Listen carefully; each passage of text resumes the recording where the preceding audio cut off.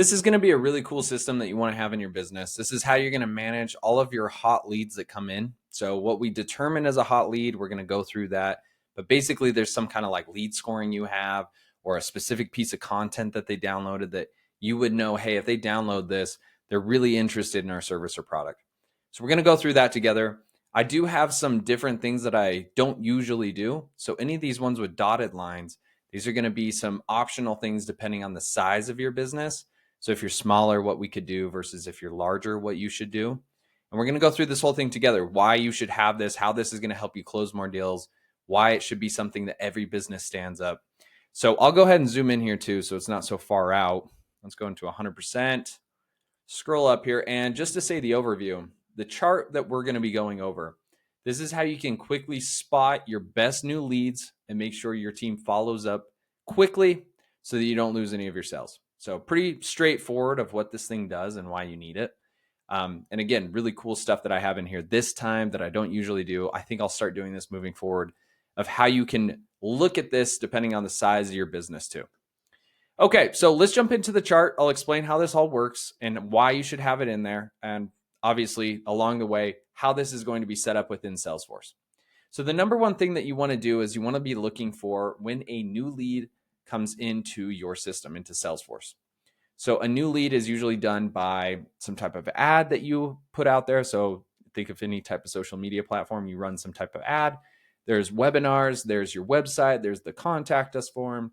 There's tons of different ways that you can actually get a new lead from how you guys advertise your product or service into Salesforce. That's what we're going to be looking for here. Okay. So this is what kicks this system off. Once we have that, the very first thing you want to do is always best practice is check to see if there's any duplicates. So you always want to monitor these things. You don't want to have multiple people reaching out to the same person. Two reasons. One, it's a waste of time and effort is the biggest reason on your business. You have two people that should be going out and doing their job as a sales rep, and they're both working the same lead. So that's bad that way.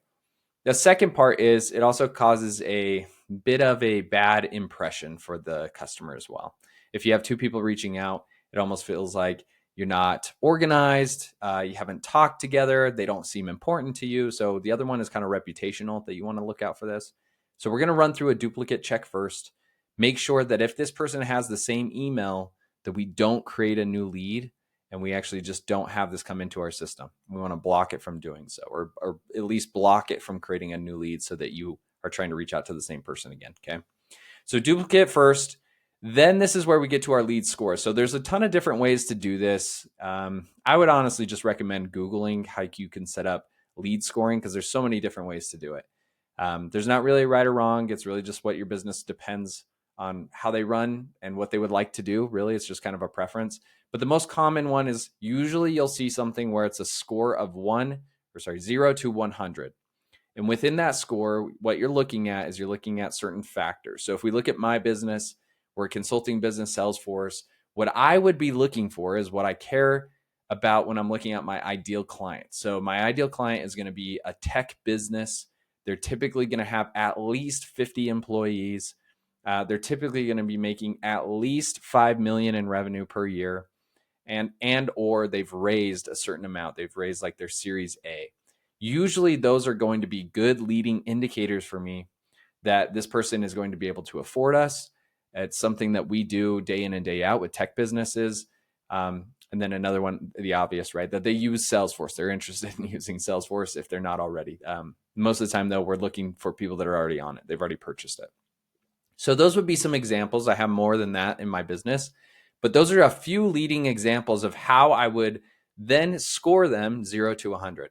So in those four options, if they're not a tech company, but they have the budget, they use Salesforce, and they're really interested. And after we talk to them, they're a great candidate as far as the way they think about Salesforce. They're ready to invest in it.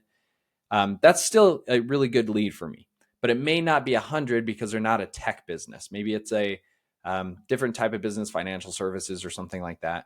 We would still probably consider them. It's not going to be the most ideal though. So in that situation, maybe we mark them based on those four. You'll have some type of formula running inside of Salesforce that would calculate the number for you. And based on that, we would probably have that turn out to be around like 75 or 80, right? So pretty good lead, but it may not be scorching hot for us. Versus if all 4 of those questions come in as a yes, then that would be like 100 out of 100. Again, this is an example. You could do this 1 out of 10. You could do this 1 out of 5. You could do a star system I've seen. So 1 star to 5 stars. You can really make this as easy or as complex as you would like. And it can be as small as 4 questions, or it could be as large as 50 questions, right? I usually don't advise, especially if you're small, doing all those questions up front. You usually just want to get a system up and running. So if you are on the smaller side, keep it simple. Just think through maybe 1 to 5 questions, 1 to 10 questions at most. What is it that we usually ask people when we get on sales calls? And if they have these things, they're usually going to be a good fit for us. So that's what you want to think through when it comes to lead scoring. Once you have that lead score set up, then what we want to do is basically look at what activity took place. So either this person came in and they're just a hot lead, they answered all the questions on that form fill we had for them to sign up for us to contact them, and they all came back a yes, and now we know from our lead score that it's a hot lead. The other option that I've seen here is if you are running a specific ad or a specific webinar, or you have a specific piece of downloadable content that you know, hey, if this person downloads this thing, they're probably really interested. Another example for our business would be something like, let's pretend we have a checklist, and the checklist says, here's everything you need to do to set up your Salesforce right after you purchase it. That's usually going to be a pretty strong indicator that if they want to download that checklist, they're looking for help. They're looking for resources on how they can set up their Salesforce the correct way, which is a good time for my team and I to assess to see if we would be a good fit to help this person out. So it doesn't always have to be just the lead score. There are some other options out there where you might want to consider this too. So between a couple of those options, after we decide yes or no, that they're a hot or cold lead, we then come down to these dotted lines that I was telling you about. These dotted lines are really kind of what I'm going to be trying to do going forward in these videos. They just kind of represent options that you have. So if you're bigger or smaller, here's some options that you could consider. So if you're really small, let's start on the right. What I would do is, let's pretend you just have 1 sales rep, maybe 2. If you're in that position, you don't really need to worry about these 3 over here to the left. Maybe this one, but definitely not these 2 at this time. These 2 at this time are really for a larger scale company. It's somebody that has many, many sales reps that are trying to make sure that we divvy these leads that come in fairly, correctly, and have the best chance of closing them. If you just got 1 or 2 guys, you really can just assign this to what they call a queue inside of Salesforce. Really what it is just a giant list. Okay, so when someone comes in, it's a hot lead, we just put it on the hot leads queue, saying, hey, this person's got a high intention of buying from us. They have a great score. We're going to put it in this list for you, which is called a queue. We're going to put it in this list, and it's called the hot leads list. What you should always do, and you can coach them from here, is check this every so often throughout the day and make sure you're not missing anyone on here. Down the line here, we're also going to be proactive to make sure that they're not just trying to check it on their own. We are going to notify them as well. But that's what this would be set up for if you're on the smaller scale, okay? If you start getting more sales reps, maybe around 2, you could start considering this. But I would say like 3 to whatever, however many you want to go up to, 100, 200 people. Any of these 3 are going to be way better than doing this. You pretty much want to avoid this if you have more than 2 people. Assigning a round robin, if you're not familiar with that, assigning a round robin just means what we do is everybody's basically in has their own number in the line, is a way to think about this. So let's say there's Jordan and John and Joe. Okay. Jordan is first. He's for the very first sales rep that we're going to send the new lead to. So a new lead comes in, it goes to Jordan. Well, now that Jordan received a lead, he goes to the back of the line. So the next person up is John. So John then receives the second lead. Now he goes to the back of the line, and then Joe receives the third lead, and now he goes back to the line, and now we're back to Jordan. So it just goes through these evenly, and that's a really good way to just make sure that it's getting divided correctly. Now, if you have all these hot leads and you just start assigning it to one person, it's going to be really hard to keep track of your sales reps from not wanting to leave the company in the long run, right? They don't want to be seeing favoritism. You don't want to just be sending it to one guy. You want to make sure everybody has a fair shot to be able to make commission and be able to work the leads. So round robining, once you get 2 people, 3 people, this is something to consider so that you can do this evenly and appropriately, and you don't have to worry about who's fighting over it. It's just luck of the draw. Now, these ones over here are much larger companies that I tend to see this at, but you still could do this if you have 3 or 4 reps. Performance-based would be something like we would identify what Jordan is really good at. So this is kind of a long-term vision. But if Jordan is really good at solving pain points around pricing, maybe anybody that we know that comes in that has a pricing question, we want to send that to Jordan. And if it's something technical, maybe John's really good at that. And so anytime it's technical questions they have, we want to assign this to John. What that does is we're just basically saying, hey, over the course of X amount of time, we've looked at this. Jordan is the best at solving pricing. John is the best at solving technical. So we're going to divide those up evenly as they come in. And if they're technical, they go to John. If they're pricing, they go to Jordan. And then the last one is territory based. Territory based is a little more popular that I would say than performance. I tend to not see too many performance based in the companies I've worked with. Not to say it's bad or good. I just haven't seen it as often. I think it takes a little more work to set it all up. And it takes a little more work for you to maintain it. So territory based is probably the next best one when it comes to round robin or doing some type of performance or territory based. Territory based is exactly how it sounds. So if you guys cover, let's just say, the United States only, what I see people do a lot is they'll divide the United States up into regions, and then they'll assign people to regions that they hire, and then they'll assign those leads out as they come in based on location. So if it's California and anything on the West Coast, they're going to assign it to somebody. If it's middle of the country, it's somebody else, and if it's East Coast, it's somebody else. You could also do as many different regions as you want. Some people get a little more niche than that.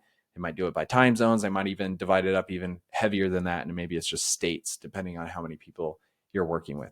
So here's some options that you have, right? So this is what you'd want to consider after you get this lead in. It's hot.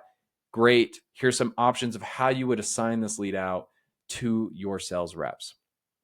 From there, like I said, we do not want to rely on the sales rep to just hope that they remember to do this. What we want to do is we want to notify them when this happens. So if you're on the small side and you're just assigning this to a queue, what I would do is set up a Slack, Teams, or email system that would then send a notification to that person or to that channel and let them know, hey, here's the name, the company, the lead score, what they viewed or what they downloaded, as well as their phone number. Gives them a quick snapshot of what they're getting into and makes it a lot easier for them to just start dialing or calling them right away.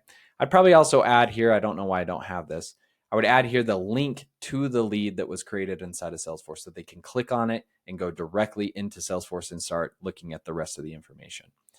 If it is going to be one of these three that I mentioned up here, you're likely not going to want to ping the sales channel every single time you get a lead. As you get up there, you guys are getting a lot of leads per day, hundreds. So at that point, it's going to get really noisy and not serve its purpose. At this point, you want to notify the individuals you're assigning it to. So every time Jordan gets one, what we can do is we would send an email. I guess you technically could do a Slack or Teams, but again, it might get noisy. But you want to do some type of notification. You can do notifications in Salesforce if you want to do that to be like the less noisy. Or you could do emails. I figure is kind of like the next best that I see most popular. And then, if you really, really want to, you can also still do Slack and Teams. There's nothing blocking you from doing that. It's just the noise, right? Like we don't want to notify them so much that this just becomes something that's part of their day. You're trying to call attention to something. And so when you get pings all the time, sometimes people start to ignore it. So something to consider, okay? After we do that, we're going to create some follow-up tasks. So specifically, here's what we have to do in order to close this lead out. That way, anytime you hire someone new, they're not just going around the office looking for the best sales rep and hoping to learn from them or hoping to do the right thing. That creates inconsistencies. It wastes time. It wastes money. So what you want to do instead is you want to map out, this is what you have to do after this happens. Specifically, you have to follow these 4 steps or these 10 steps. And then what we're going to do is we're going to create those automatically in Salesforce and attach that to the lead so that when they get assigned this lead, boom, here's a checklist. Here's everything that I got to do to move this guy forward. We then want to stamp an SLA. Your SLA is just the time that you have set that you want to contact this person. So an SLA is common for customer service. It's also common for sales too. Really what we're looking at is this formula right here, okay?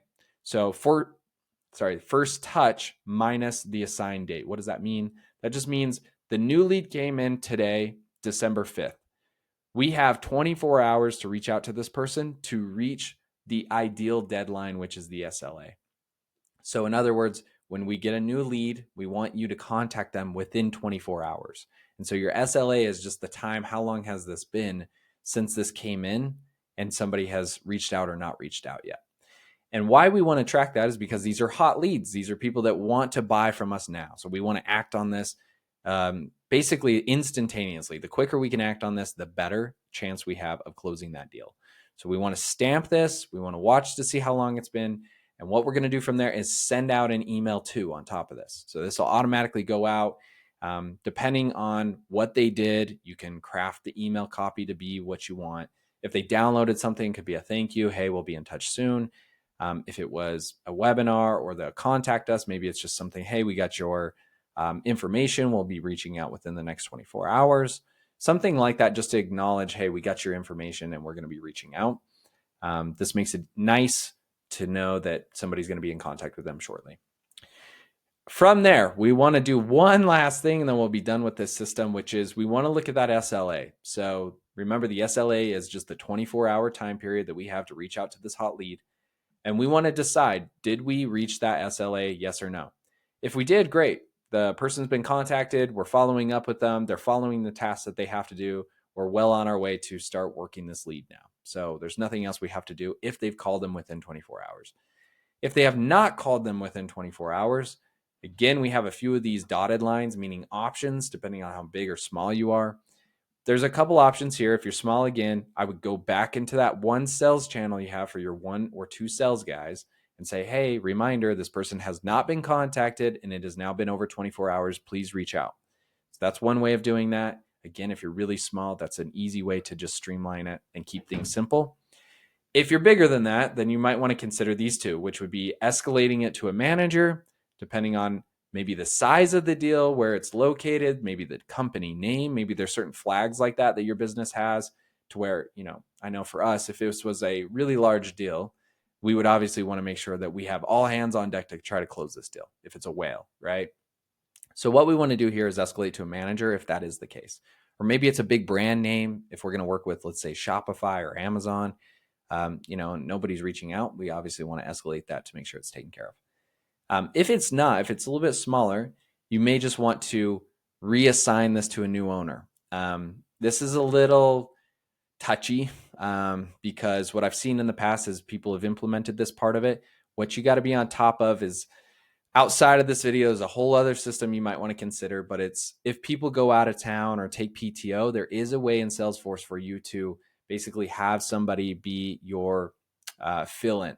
So, hey, if Jordan's not here, he takes PTO, he says he's off, he's going to say that in Salesforce, tell us that he's taking some time off for the next few days. And during that time, we want to reroute everything to John. You can set things up like that. That's a whole other video to go through. So I'm not going to talk too much at detail in that, but that's a better way to do this. That way, hey, this isn't that we don't have somebody here. It is just your lack of initiative to try to reach out to this person. And therefore, we took it from you and reassigned it to somebody else. This kind of makes it a little more fair in the game versus, someone takes PTO or they're just coming back from PTO and then it gets reassigned when they were going to work it, causes kind of some problems that I've seen over the years. So consider another system there if you want to go this route. But basically, we're just trying to say, if this is a hot lead, we want to do everything we can to make sure somebody's reaching out to them. And if they're not available, we want to reassign it to somebody that is. In that situation, what I've seen best too is to send out another email on top of that. So if it's been past 24 hours, remember, we sent one out that said we'd be in contact shortly.